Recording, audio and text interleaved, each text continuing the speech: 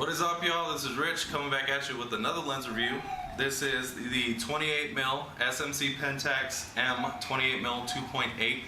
I'm going to be going over this lens today because there are three different versions of this lens. You have a 3.5, the 2.8, and the, I think it's like under 2 or 1.7 or something like that. This is the more affordable version of this lens. It's a 28mm, so from SMC, so the other two are definitely well over $100 to begin with. This one is the only one that I've found consistently under $100, so that is the fun little thing about it. And before we get into it, I just want to thank God for the ability to take these amazing photos. If it wasn't for Him, we wouldn't be able to take any of these amazing photos, so thank God for that. Alright, so the four categories we're going to be going over is the affordability, the accessibility, the build quality, and the versatility of this exact lens. So to begin with, let's talk about the affordability of this lens. So we do have the ability to get some other third-party lenses for relatively cheaper. I think I got my Rikon for like 10 bucks. I got a JCPenney one for like 5 bucks. And then I got a Sigma mini wide for around 5 bucks as well. Typically those lenses are going to be around 20 bucks.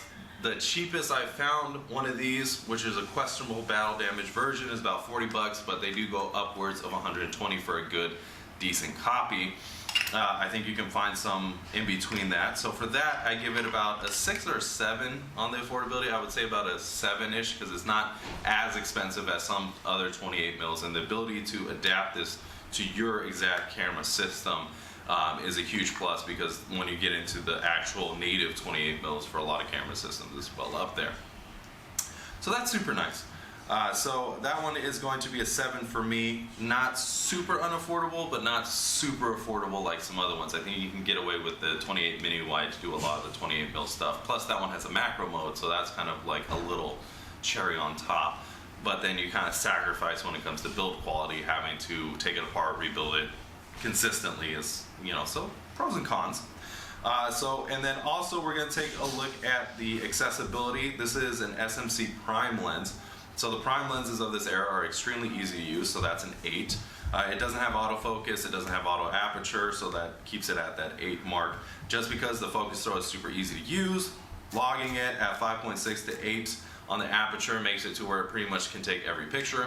It does let in a ton of light, so being careful with that, adding a filter to it or a lens hood. I don't do that in my reviews because I want people to actually see.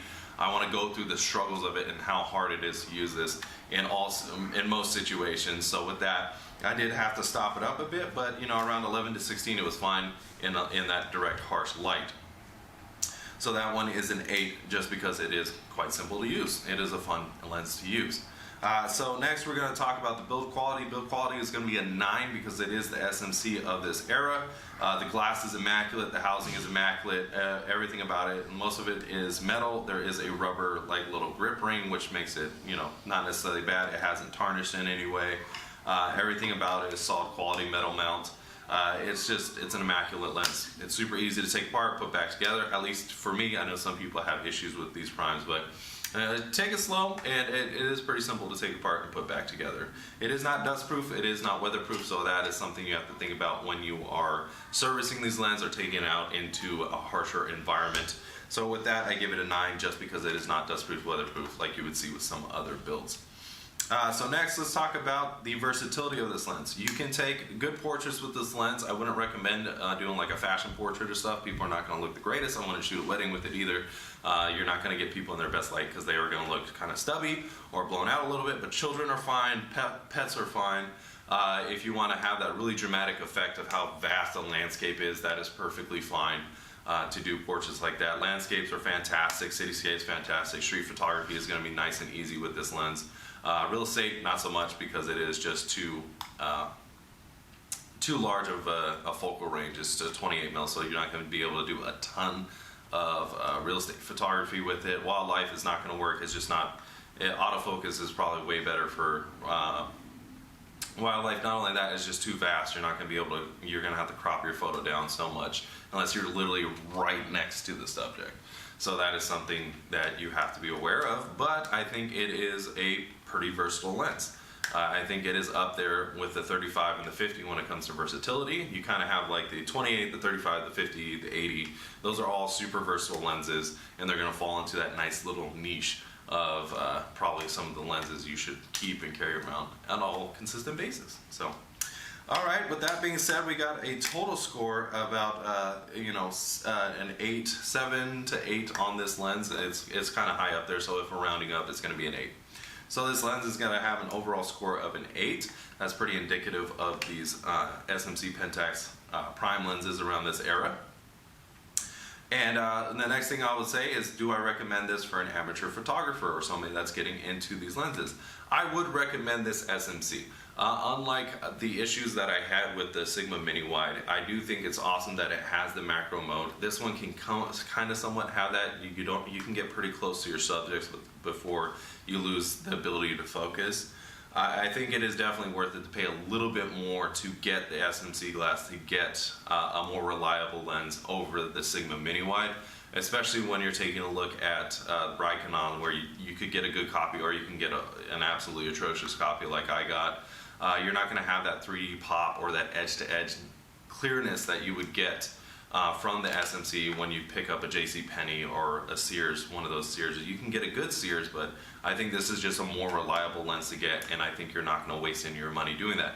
Even with your full frame or other camera systems, I think this is going to be a more affordable option as long as you know how to manually focus. So absolutely, this is something you can put in your bag to kind of experiment with and see if it's something that you like.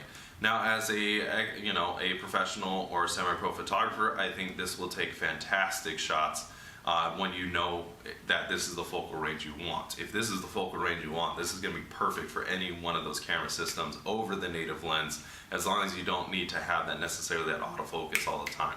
I haven't filmed with this lens, so I don't know how it's like filming with it, but it is relatively easy to throw a focus and be really quick with it. So I really enjoyed that fact about it, and I would highly recommend it to put in your bag if 28 millimeters is the focal range you like to shoot with. If you don't like to shoot with 28 mil, then trying the 35 or the 50 might be your best bet.